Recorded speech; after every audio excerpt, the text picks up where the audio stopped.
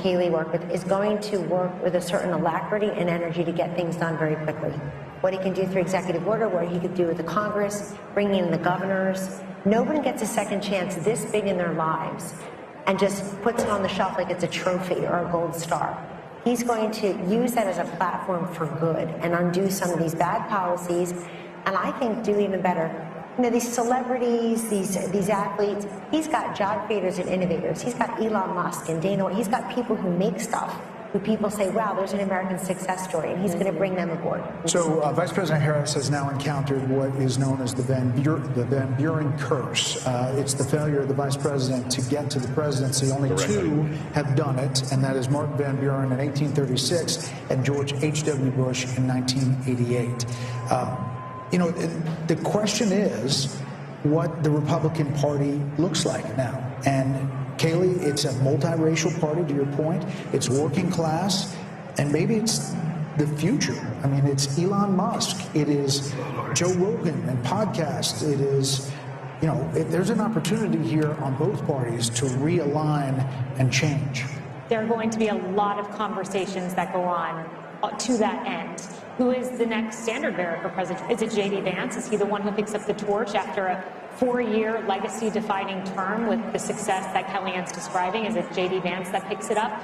There's going to be a conversation about ground game. I mean, Kamala Harris over the weekend, they were saying they were knocking 1,000 doors a minute, and I have no reason to doubt that. It was an extraordinary ground game, but do ground games matter as much as podcasts? As much as real, authentic, viral moments like President Trump on the garbage truck, or, you know, President Trump at McDonald's, these viral moments that really captured the attention of the nation.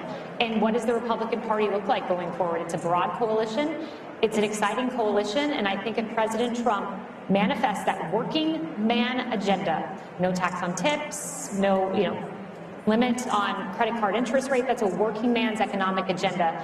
And if he makes that happen in 4 years, this party may look like this for quite some time. You know, I'm struck when you're talking about the authenticity part of this, because when I think about him with the French fries at McDonald's and standing up with blood on his face, fight, fight, fight, you can't fabricate. No, you know, consultant can create those moments, Trey. Those are organic and they are authentic. And I think that that is something that Kamala Harris fell really far short on in terms of the authenticity measure. Yeah, if you had told me that a billionaire from New York would be able to connect with middle America, I would have questioned that. To my friend, the gentleman from Tennessee, autopsies are painful, especially when the patient's still alive.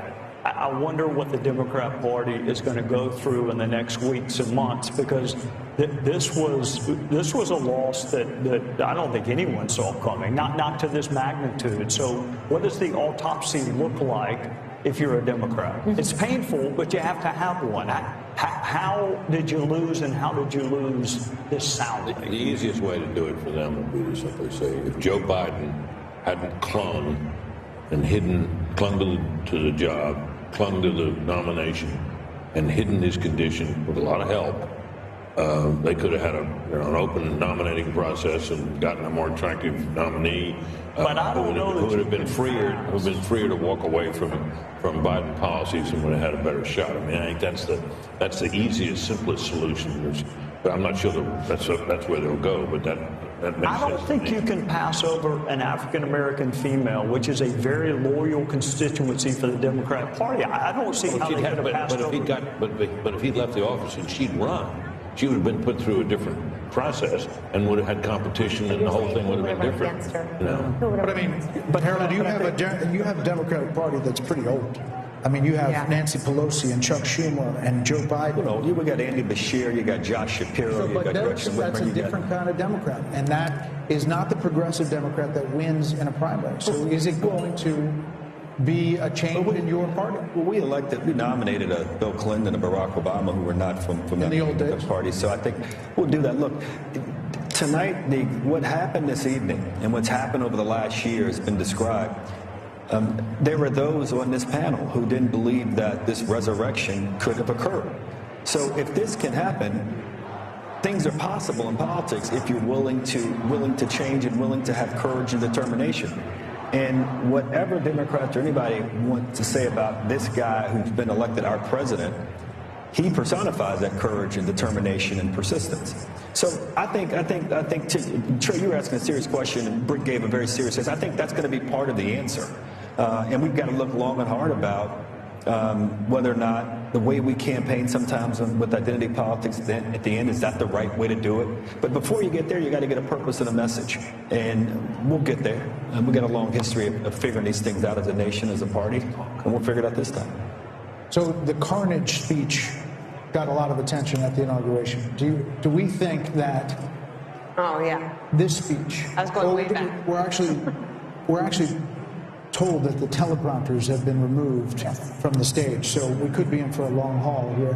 We don't know. But what do you think? You know, he's coming, but there may not be. I'm saying he goes off the teleprompter anyway, but he, the other night at the Al Smith dinner, he was upset that there were teleprompters, so, because he doesn't want to use them. Right. So, Dana, what does this speech look like? This one right now? Yeah. I think look, I don't know. He's one of the most unpredictable people, too. So I think that's why we're all here, and I'm wide awake, and I've been awake for almost 24 hours now. And I am curious to see. I think I wasn't just thinking about this speech. I'm thinking about the inauguration speech, which would be 8 years since Carnage speech. He has a wide range of the types of speeches that he can give. If you think even within a speech, there's range. If you think about the RNC convention, it started off with like, oh, wow, yeah. And then after a while, like, wow, he's still talking. It was like so long, and it kind of got off script, and people thought, oh, he kind of lost opportunity. But he didn't. I think if you look at these people who would take off work, drive somewhere in the middle of the night to go and get in line to wait for hours, to then stay at a rally for hours, and part of the things he has done as well is created this camaraderie amongst people so that you could go to a place where you're not afraid to wear your red MAGA hat, and you could say, I'm not the crazy one. I'm not the only one who thinks the way that I do. I can actually have friends, and that doesn't mean that there shouldn't be outreach to the other side. I believe in love thy neighbor. I love all of that. But he has created something special here, so I kind of want him to take a victory lap tonight. I don't think this is necessarily the moment for unity, especially when she won't even concede and give him the night to celebrate. Kellyanne, you were looking at the popular vote. He's still up, and could finish up. And part of that is because he did run up the totals in places I was looking at, even the rural counties in Pennsylvania. He was going to win them by significant double digits, but he won them that much more. I think running up the totals in Florida, which was a swing state not that long ago, over 1.1 million votes or so. Haley, right, your home state. And this is, look, I think that when the Democrats take a look at this candidacy, it's not going to be that she had too much time, not enough time. She's just a flawed candidate. She doesn't speak well. She doesn't work hard. I'm not being mean or partisan. I don't know why the country would have rewarded this candidate with the big job when she couldn't make the case what she does as vice president that affects our lives in a positive way. She was given that opportunity. I personally would like to thank the women of The View tonight for asking this question, for having her on. Oprah, we see you, and so on and so forth. People who thought they were doing her a favor because they made her something she's not. It's the opposite for Trump. They make him something he's not. Take that one word, take that one line, take that cherry pick this, that, the other. You never get the essence. I go back, does everybody remember 5 years ago, so Laurel and Yanny, or what color dress? You hear Laurel, I hear Yanny. You see a blue dress, I see a yellow dress. We were all looking at the same thing. That's the way Donald Trump is in this country. There are people who look exactly the same person, and they see two different vistas. I think it's time that we try to see one.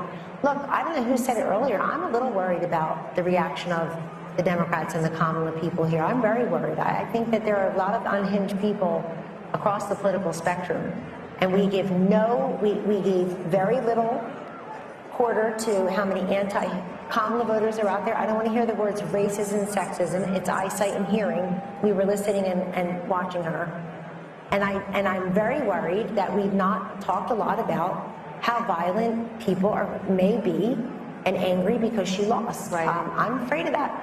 Right. I mean, I can just imagine thinking about The View, and a week or so ago, they were saying, what is wrong with someone who would vote for him? Michelle Obama. And Joe Scarborough saying, we weren't raised like this. Who raised these people? So I can only imagine what tomorrow is going to look like. I will say when we talk about The View, what comes to mind is we mentioned the carnage speech that President Trump gave at his inauguration. And my mind automatically went to the unity speech that Biden gave, and he mentioned unity a half dozen times. But when you think about what we got over 4 years, there was the garbage comment that didn't come in isolation. There were all kinds of comments. Neanderthal was one of the first words he used to describe those who opposed his COVID edicts. The Mark Cuban comment, he was an official surrogate of the Kamala campaign. And for, as mean as some of President Donald Trump's tweets have been, and people have problems with it, one thing I've challenged Democrats to find is one example of him disparaging the country, half of the country, and that's something he has not done. And so I expect you'll hear a unifying tone, and I expect you're going to see a very successful presidency, and one untethered maybe from some of the things that were holding him back. What comes to mind is an Oval Office meeting that we had where Dr. Fauci was urging him not to open the country. And I watched President Trump fight vociferously, saying people are losing their jobs. We must open the country. He wanted to do it sooner than he did. I think a Donald Trump who goes with his instincts is going to be a Trump that ultimately leads a very successful country in second term. Martha, Joe Biden mentioned the word unity more in his inaugural address than any president, I think, except one. If he's serious about that, he'll pardon Donald Trump. He'll also pardon his son. And then he'll put pressure on Georgia and New York to end this lawfare. If there is any silver lining tonight, it is that lawfare actually helps the person that you are trying to go after. We need a justice system. The lady needs to wear a blindfold for a reason. We got to stop this prosecution of our political enemies. I mean, literally, his polls will be the Attorney General. Absolutely. We need a really solid Attorney General. John Ratcliffe. Can do it. Sorry, John. John, I apologize. Sorry. There will Mike be Johnson. a lot of talk about cabinet members, Treasury Secretary, Secretary of State, Secretary of Defense. You've got Tom Cotton, Mike Pompeo. You have. Well, you also have a Republican bench. And sometimes, like you were saying, that the Democratic Party is quite old right now. There's not a great bench, although there are some, and especially, but when you take governors out of states, then you leave a hole, and then you have to build up that bench back up. But the Republican bench is pretty strong right now. There you see Doug Burgum and Vivek Ramaswamy, Steve Wynn, his lovely wife Andrea. So people are there waiting for the former president. Britt would like to know where he is. He's watching us. Can we say tonight, though, Harold, that the melting pot still works? That Hispanics, Black Americans, working class Americans, standing up, asking what their government is going to do, asking their government to see them and their concerns, that it works, that this is American democracy in our republic. The process works. I think as we get a final account of the numbers and the coalition that President Trump won with this time, I think it'll be one that will be for the history books. President Bush, I think, got 40+% of the Hispanic vote. George Bush, W. Bush, and it looks like President, at least the preliminary numbers suggest that. But as much as we talk about the unconventional aspect of this was conventional also. People believed him. He resonated with voters. He resonated with communities, rural communities, urban communities, suburban communities across the country. And I congratulate him tonight. I didn't want him to win, but I congratulate him on his victory and wish him the best for my country.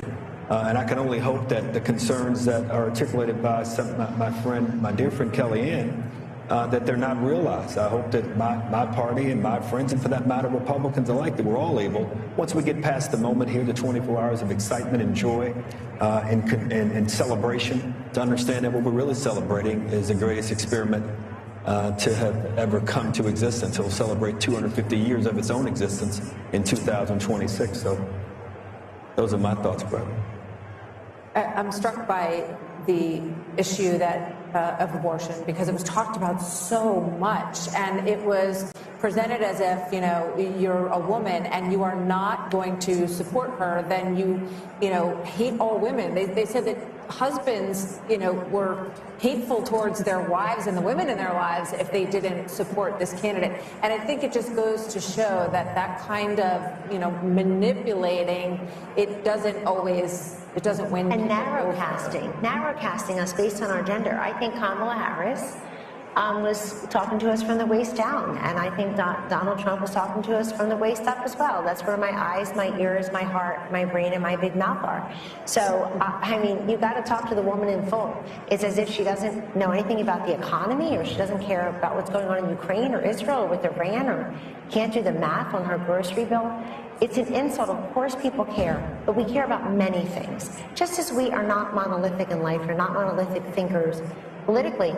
But Martha, something else happened. They put these ballot initiatives on to try to gin up turnout for the Democrat. And they did that, and it kind of backfired. Look at this popular vote.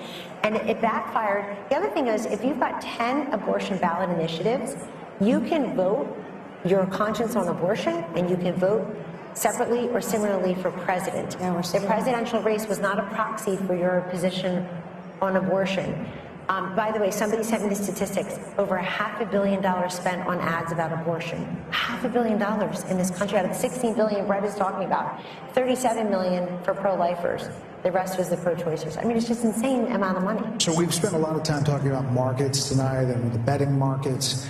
Trey, at this point, it's at about 66% that Republicans hold on to the House as they're ticking down the possibilities, and they look at these coattails with not only the popular vote, but what could be and is shaping up to be an electoral college landslide. Should he control the White House, the Senate, and the House, like he did at the beginning in 2016, the possibilities open to a lot of things. Yeah, I was there in 2016, and we had everything but an agenda. That mistake will not be made this time. He will deal with the border. He will deal with tax is coming up. There is a plan being formulated by Mike Johnson right now, and John Thune or John Cornyn or whoever becomes the majority leader. The mistakes of 2016, I think we were surprised that he won. I'm not saying he was surprised, but others were surprised. The other thing I will remind you, Brett, when he won in 2016, you recall what he said about Hillary Clinton. She's been through enough. There was a lot of pressure to prosecute her. He said she's been through enough. I wish my Democrat friends would say the same thing about him and say enough is enough. Drop the cases in New York and Georgia. Biden shouldn't wait on Donald Trump to end these federal cases. They should be ended by Joe Biden. If you really want unity, then quit using lawfare to divide the country. Quit using the justice system to try to win political races. We are still following these Senate races, and as we wait for the former president, by the way, there's Nigel Farage there talking in the crowd there. Britt, this is remarkable in that some of these races were not even suspected to be close, expected to be close. Mike Rogers, he was a long shot at one point against Alyssa Slotkin. Good candidate. In Michigan, good candidate. Strong candidate. Former chairman of the House Intelligence Committee. Right. But Sam Brown was left essentially. He was not going to win. He was not on anybody's list. Nope. Likely switching. Not getting much money or attention. No, I think he's a competent candidate. Once again, we have. By the way, there's Sam Brown right there, 48.1 to 47.2, 80% in over Jackie Rosen. How much do you- The news are understanding that candidate quality matters. Yep. In this cycle, Republicans in the Senate races in particular fielded some pretty darn good candidates that gave them a shot in states where Republicans often face an uphill battle.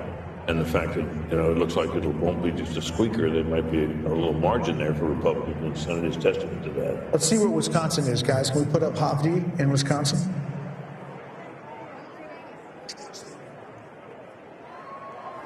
Ladies and gentlemen, please welcome President-elect Donald J. Trump, First Lady Melania Trump, and the Trump family, accompanied by Vice President-elect J.D. Vance, Second Lady Usha Vance, along with friends and campaign staff.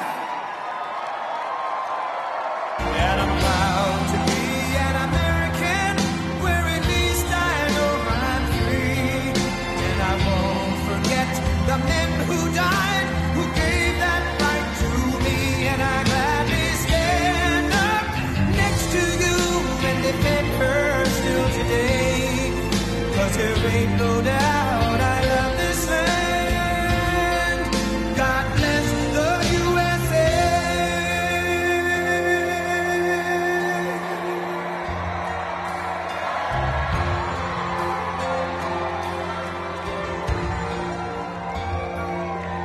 From the lakes of Minnesota to the hills of Tennessee, across the plains of Texas, from sea to shining sea, from Detroit down to Houston, and New York to LA, where there's pride in every American heart, and it's time we stand and say,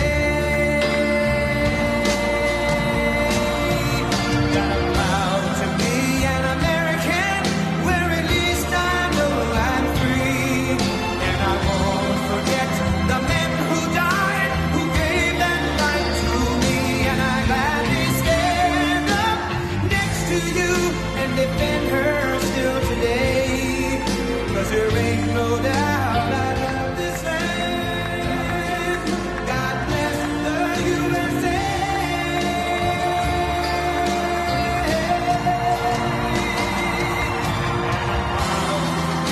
An American, where at least I know I'm free. And I won't forget the men who died, who gave that right to me. And I gladly stand up next to you and defend her still today. 'Cause there ain't no doubt I love this land. God bless the USA.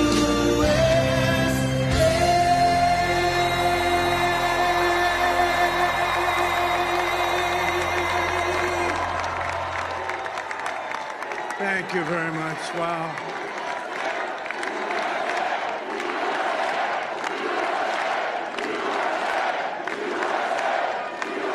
Well, I want to thank you all very much. This is great. These are our friends. We have thousands of friends in this incredible movement. This was a movement like nobody's ever seen before. And frankly, this was, I believe, the greatest political movement of all time. There's never been anything like this in this country, and maybe beyond. And now it's going to reach a new level of importance because we're going to help our country heal. We're going to help our country heal. We have a country that needs help, and it needs help very badly. We're going to fix our borders. We're going to fix everything about our country. And we made history for a reason tonight, and the reason is going to be just that. We overcame obstacles that nobody thought possible, and it is now clear that we've achieved the most incredible political thing. Look what happened. Is this crazy?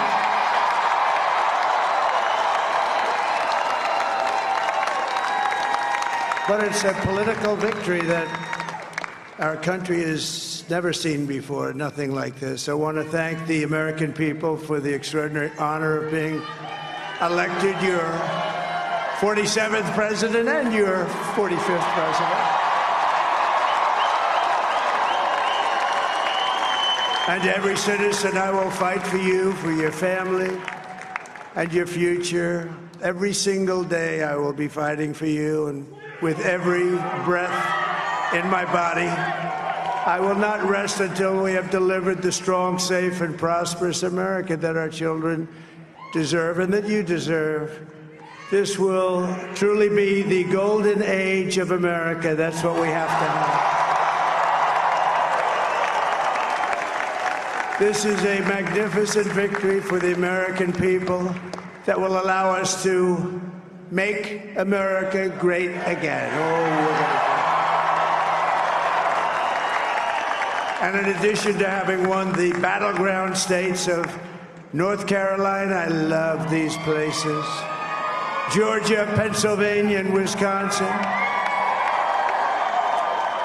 we are now winning in Michigan, Arizona, Nevada, and Alaska, which would result in us carrying at least 315 electoral votes, but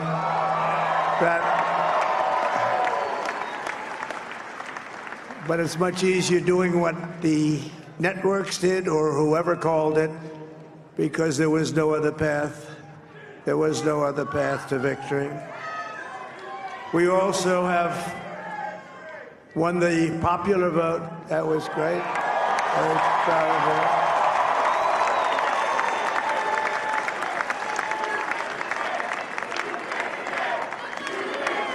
Thank you.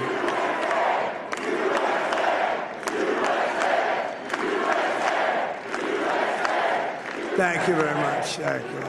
And, winning the popular vote was very nice, I will tell you. It's a great feeling of love. We have a great feeling of love in this very large room with unbelievable people standing by my side. These people have been incredible. They've made the journey with me, and we're going to make you very happy. We're going to make you very proud of your vote. I hope that you're going to be looking back someday and say that was one of the truly important moments of my life when I voted for this group of people beyond the president, this group of great people.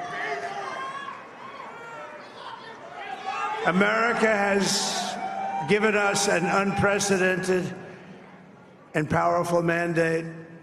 We have taken back control of the Senate. Wow, that's good.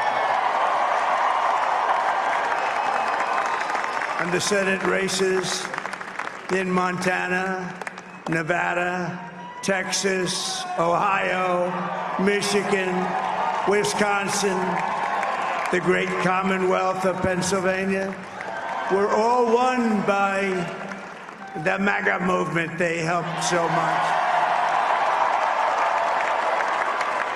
And in those cases, every one of them, we worked with the senators. They were tough races, and I mean, the number of victories in the Senate was absolutely incredible. And we did tele-rallies. We did tele-rallies with each one of them. And sometimes we did 2 or 3 and it was amazing to look at all of those victories. Nobody expected that, nobody.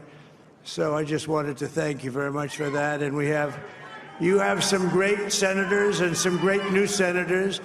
And it also looks like we'll be keeping control of the House of Representatives.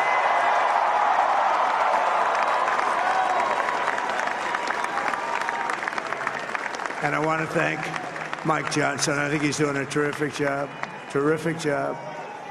I want to also thank my beautiful wife, Melania, First Lady.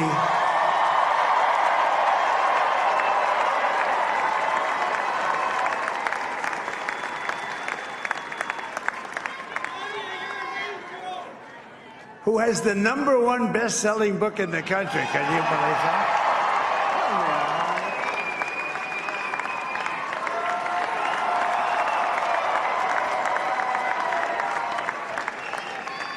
Oh, no, she's done a great job, works very hard to help people. So I just want to thank her. But I want to thank my whole family, my amazing children, and they are amazing children. Now, we all think our children are amazing. Everybody here thinks their children are amazing, but that's a good thing when you think they are. But Don, Eric, Ivanka, Tiffany, Barron, Laura, Jared, Kimberly, Michael, thank you all. What a help. What a great help.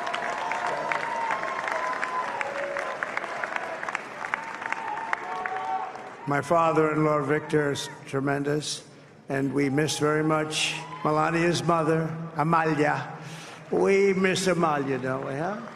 She would be very happy right now, standing on this stage. She'd be so proud. She was a great woman, that one. Beautiful inside and out. She was a great woman. I want to be the first to congratulate our great, now I can say, Vice President-elect of the United States, J.D. Vance.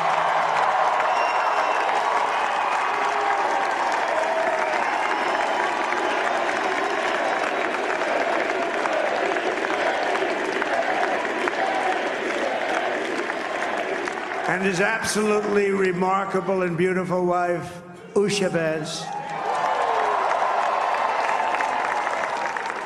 And he is a feisty guy, isn't he?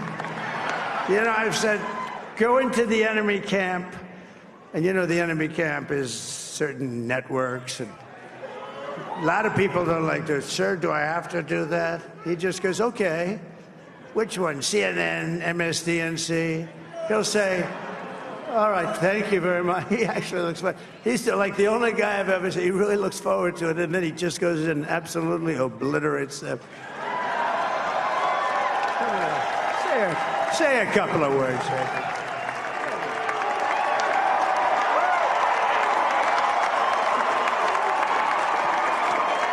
Wow.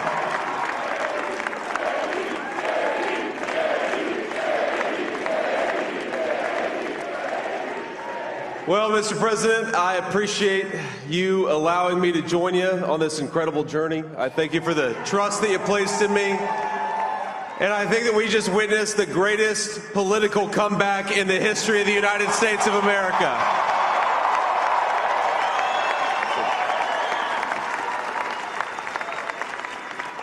And under President Trump's leadership, we're never going to stop fighting for you, for your dreams, for the future of your children. And after the greatest political comeback in American history, we're going to lead the greatest economic comeback in American history under Donald Trump's leadership.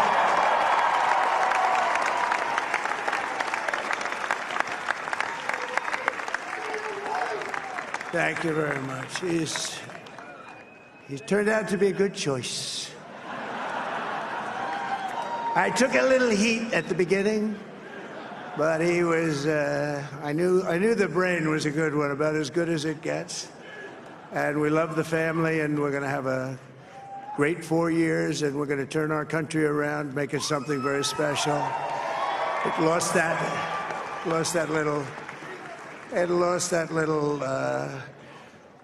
thing called special. We have to make it so. We're going to make this so great. It's the greatest country, and potentially the greatest country in the world by far. And right now, we're going to just work very hard to get all of that back.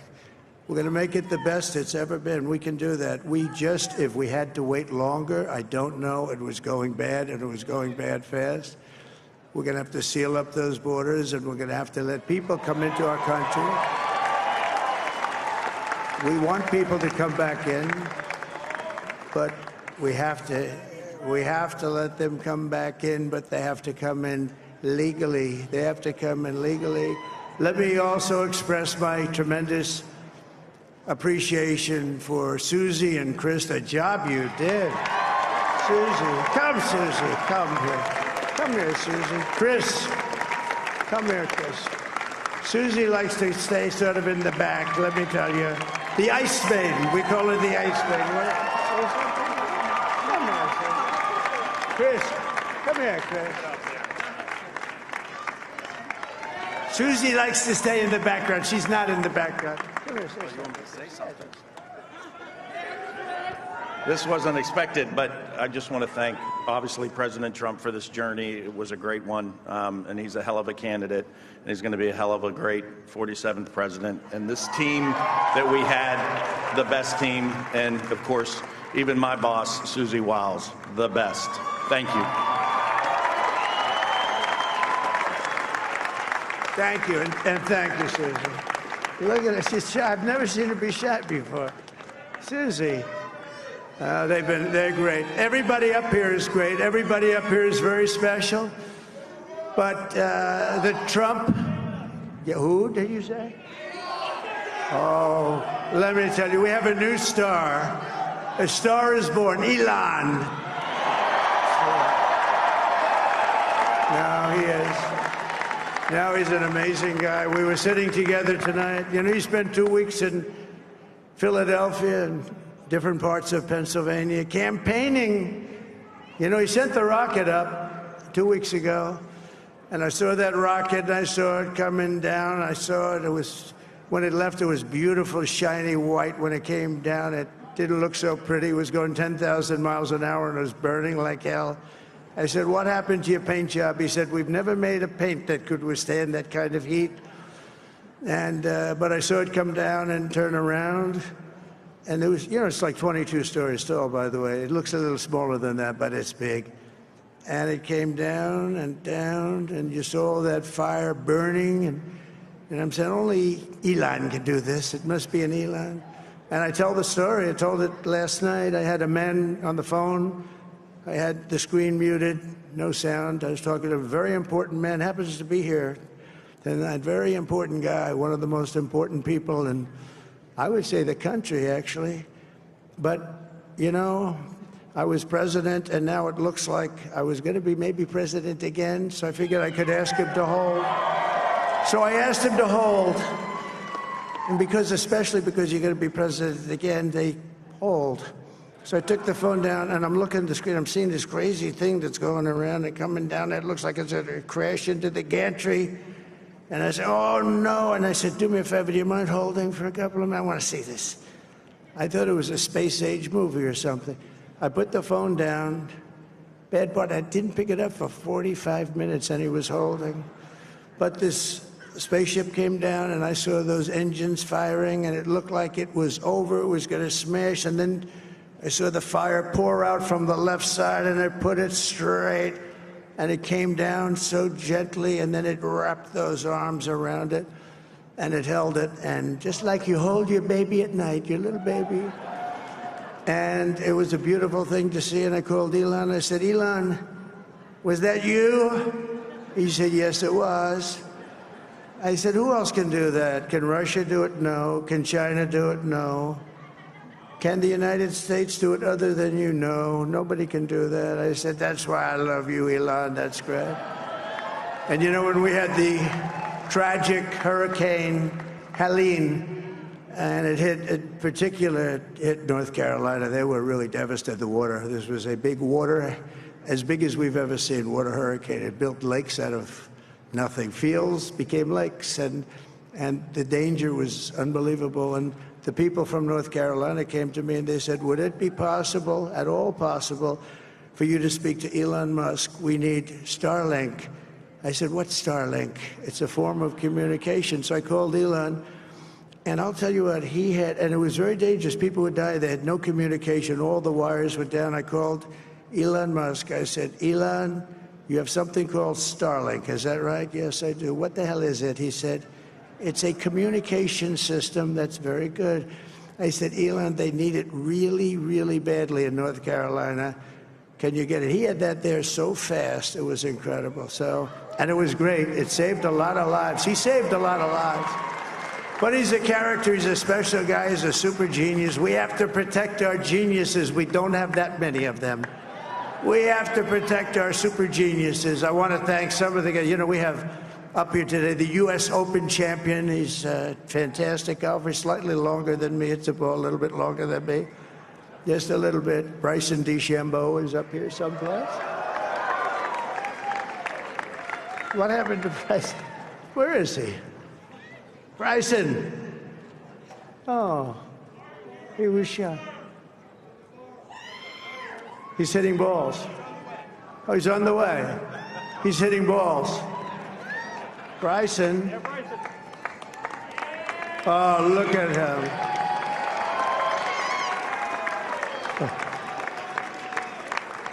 He's got a great career going. Great U.S. Open, Bryson. That's a fantastic job. And we also have a man, Dana White, who has done some job. He's a tough guy.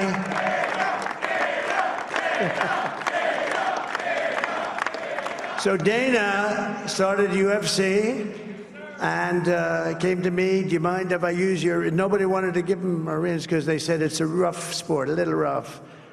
And I helped him out a little bit, and I went, and they said, this is the roughest sport I've ever seen, but I began to like it, and he loved it, and nobody's done a better job in sports. And you know, he's a very motivational kind of a guy, what he does. He gets these fighters, and they really go at it, and it's become one of the most successful sports enterprises anywhere at any time. It's doing so well. I'd like to ask Dana just to say a couple of words, because people love to hear from him. Dana, please.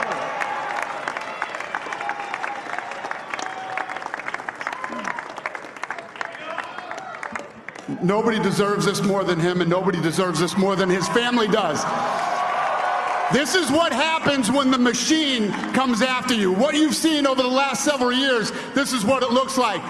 Couldn't stop him. He keeps going forward. He doesn't quit. He's the most resilient, hard-working man I've ever met in my life. His family are incredible people. This is karma, ladies and gentlemen. He deserves this. They deserve it as a family.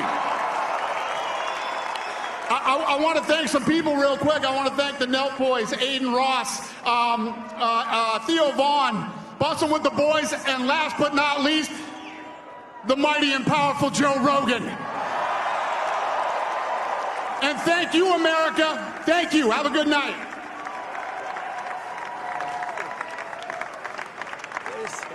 That is a piece of work. No, he's really an amazing guy. But most of all, I want to thank the millions of hardworking Americans across the nation who have always been the heart and soul of this really great movement.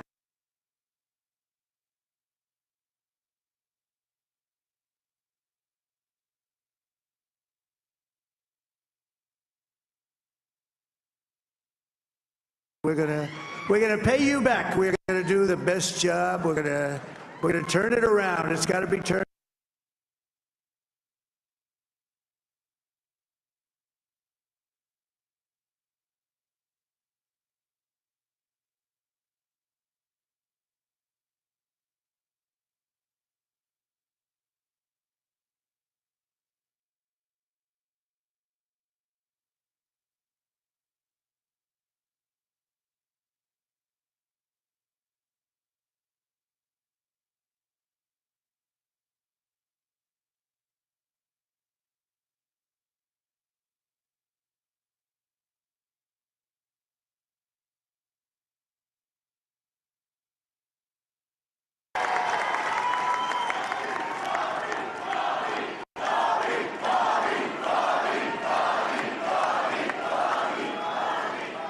And now he's a great guy, and he really means it. He wants to do some things, and we're going to let him go to it. I just said, but, Bobby, leave the oil to me.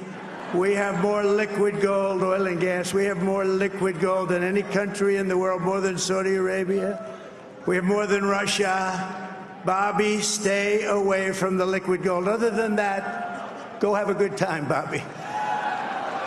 We're going to be paying down debt. We're going to be reducing taxes. We can do things that nobody else can do. Nobody else is going to be able to do it.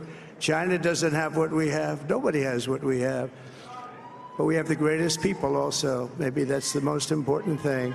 This campaign has been so historic in so many ways. We've built the biggest, the broadest, the most unified coalition. They've never seen anything like it in all of American history. They've never seen it. Young and old, men and women, rural and urban. And we had them all helping us tonight. When you think, I mean, I was looking at it, I was watching it. They had some great analysis of the people that voted for us. Nobody's ever seen anything like that. They came from all corners, union, non-union, African American, Hispanic American, Asian American, Arab American, Muslim American. We had everybody, and it was beautiful. It was a historic realignment, uniting citizens of all backgrounds around a common core of common sense. You know, we're the party of common sense. We want to have borders. We want to have security. We want to have things be good, safe. We want great education. We want a strong and powerful military, and ideally we don't have to use it. You know, we had no wars. 4 years we had no wars, except we defeated ISIS. We defeated ISIS in record time, but we had no wars. They said, he will start a war. I'm not going to start a war. I'm going to stop wars. But this is also a massive victory for democracy and for freedom. Together we're going to unlock America's glorious destiny, and we're going to achieve the most incredible future for our people. Yesterday, as I stood at my last stop on the campaign trail, I'll never be doing a rally again. Can you believe it? I think we've done 900 rallies approximately from them. Can you imagine? 901, something, a lot of rallies. And it was sad. Everybody was sad. Many people, I said, this is our last rally. But now we're going on to something that's far more important, because the rallies were used for us to be put in this position where we can really help our country. That's what we're going to do. We're going to make our country better than it ever has been. And I said that many people have told me that God spared my life for a reason.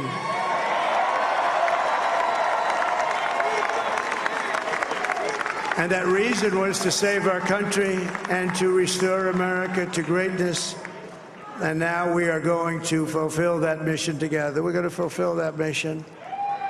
The task before us will not be easy, but I will bring every ounce of energy, spirit, and fight that I have in my soul to the job that you've entrusted to me. This is a great job. There's no job like this. This is the most important job in the world. Just as I did in my first term, we had a great first term, a great first term. I will govern by a simple motto: promises made, promises kept. We're going to keep our promises. Nothing will stop me from keeping my word to you, the people. We will make America safe, strong, prosperous, powerful, and free again.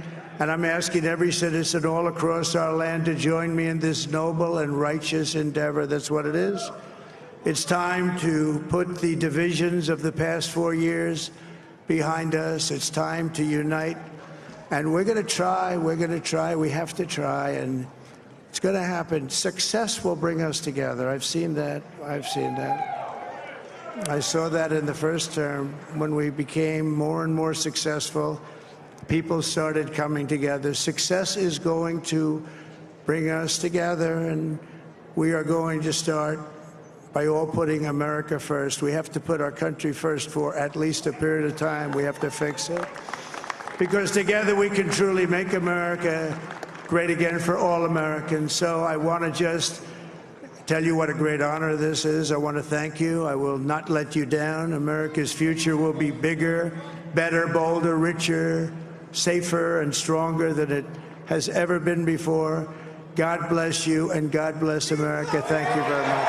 Thank you. Thank you very much.